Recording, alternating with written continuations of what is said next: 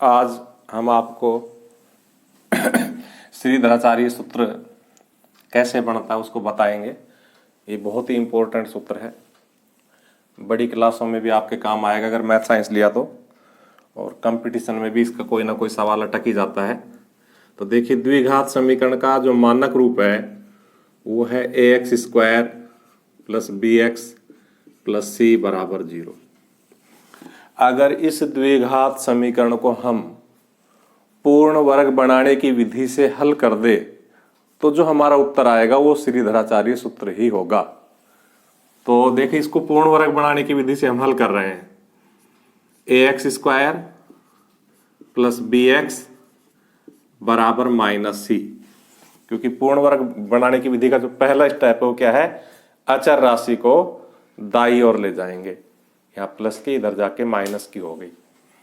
अब एक का भाग देंगे, यानी कि एक्स स्क्वायर के गुणांक का भाग देंगे। तो यहाँ एक का भाग देंगे कट जाएगा, यहाँ एक का भाग देंगे तो b बटा a, और यहाँ एक का भाग देंगे तो c बटा a।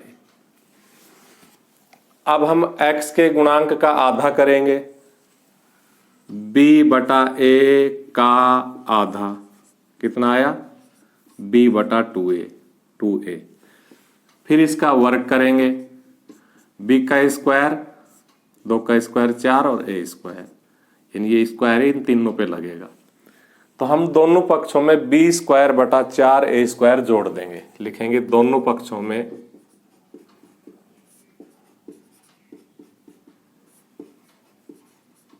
b स्क्वायर बटा 4 a स्क्वायर जोड़ने पर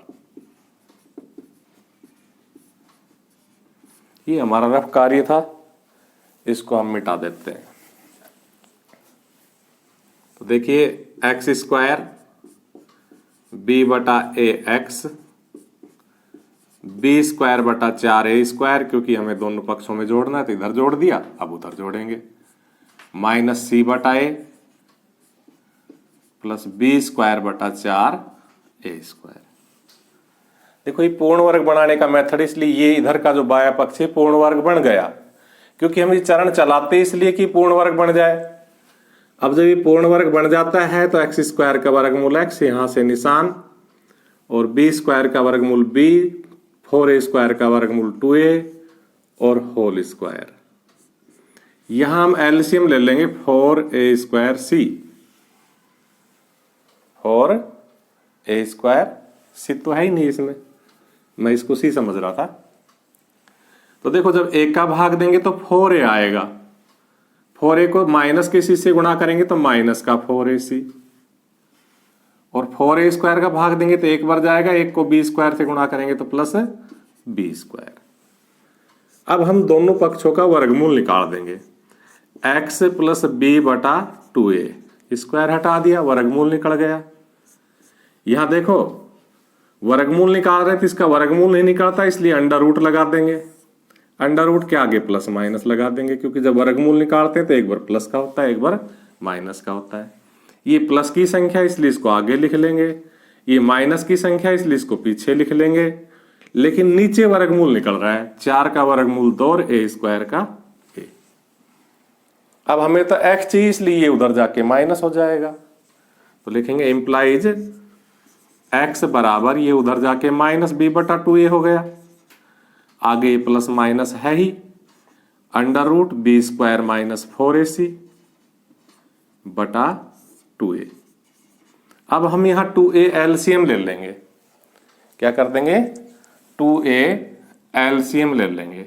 x बराबर क्या आ जाएगा, 2a एलसीएम, क्योंकि 2a का भाग देंगे 2a में एक बार जाएगा, इसलिए एक को माइनस b से गुणा करेंगे तो माइनस b।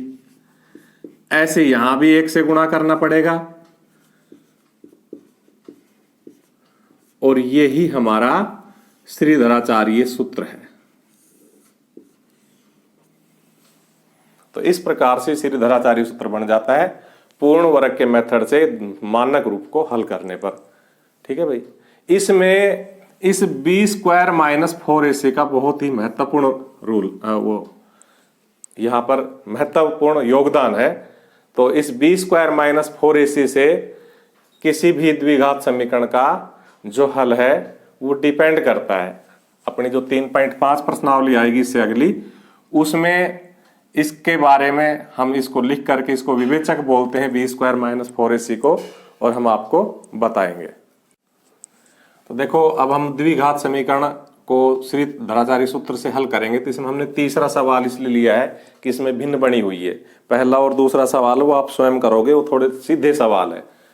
तो x is not equal to 0 का मतलब ये 1/0 नहीं है, यहाँ x का मान 0 नहीं है। हम x का गुणा या भाग कर सकते हैं। तो हम सबसे पहले इसका एलसीएम लेते हैं।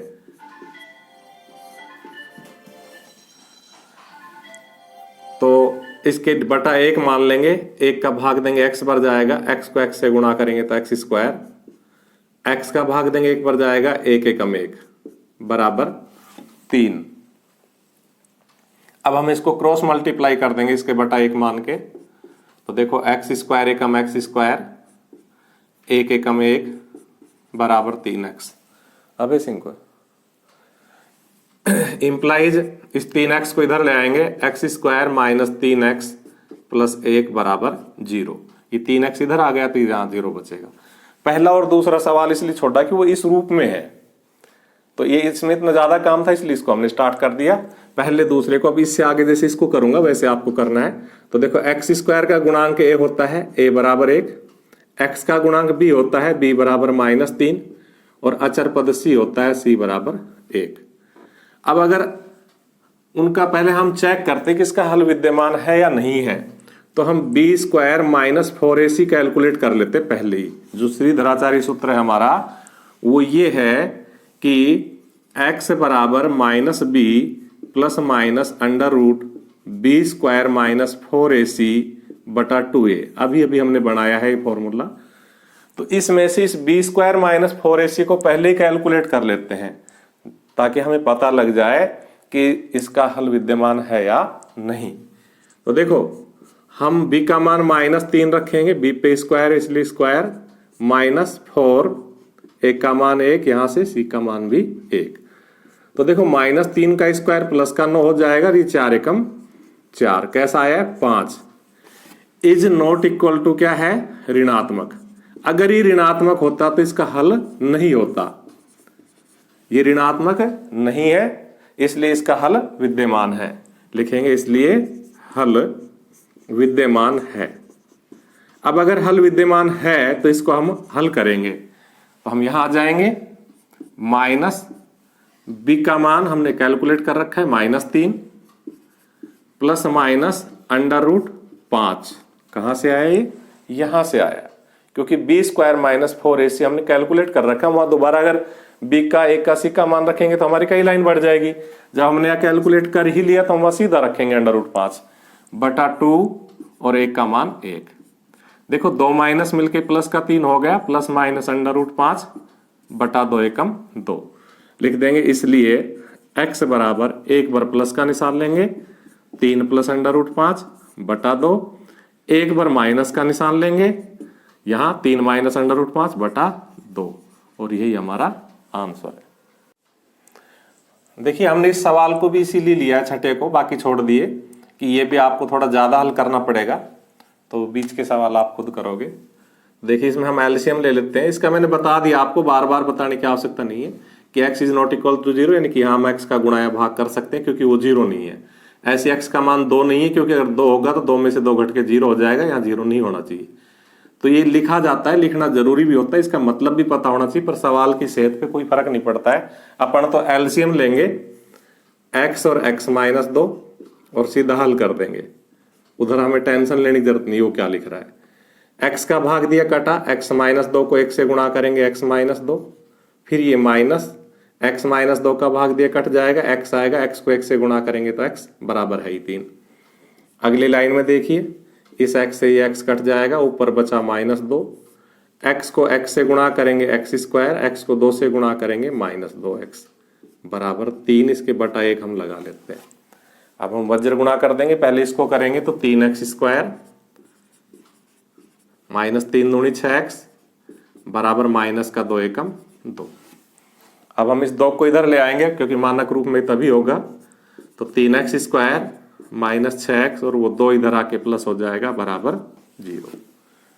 एक्स स्क्वायर का गुणांक ए होता है ए बराबर 3, एक्स का गुणांक बी होता है तो बी बराबर -6, अचर पद सी होता है तो सी बराबर 2। अब हम बी स्क्वायर -4ac निकाल लेंगे।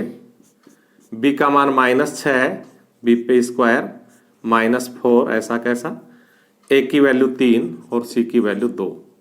देखो ये 6 छिंगड़े 36 हो गए, 6 की घात 2 का मतलब 6 गुणा 6 और माइनस में स्क्वायर प्लस हो जाता है, 4 तिया 12 दूनी 24। ये 12 बचा जो कि 0 नहीं है, अतः हल विद्यमान है। अगर ये नहीं ऋणात्मक 0 होता तो भी हल विद्यमान होता, ये ऋणात्मक नहीं है अतः हल विद्यमान है।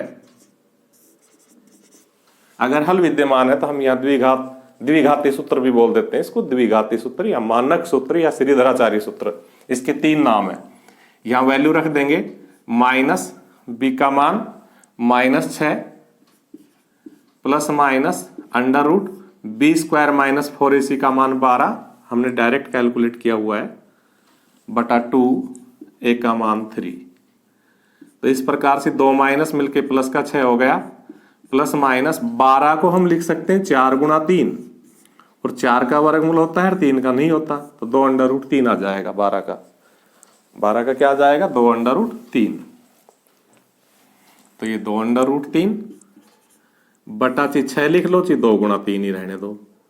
अब देखो ऊपर 2 कॉमन है तो हमारे पास क्या बचा, 2 तिया 6 plus under root 3 plus minus बटा 2 गुणा 3, ये कट जाएगा और हमारा फाइनल आंसर क्या आ जाएगा 3 प्लस माइनस अंडर रूट 3 बटा 3। हम चाहे तो यही उत्तर छोड़ सकते हैं, नहीं तो हम चाहे तो इसको 2 बार लिख देंगे, एक बार प्लस लगा के एक बार माइनस लगा के लिखेंगे। इसलिए x बराबर 3 प्लस अंडर रूट 3 बटा 3 और 3 माइनस अंडर रूट 3 बटा 3 आंसर।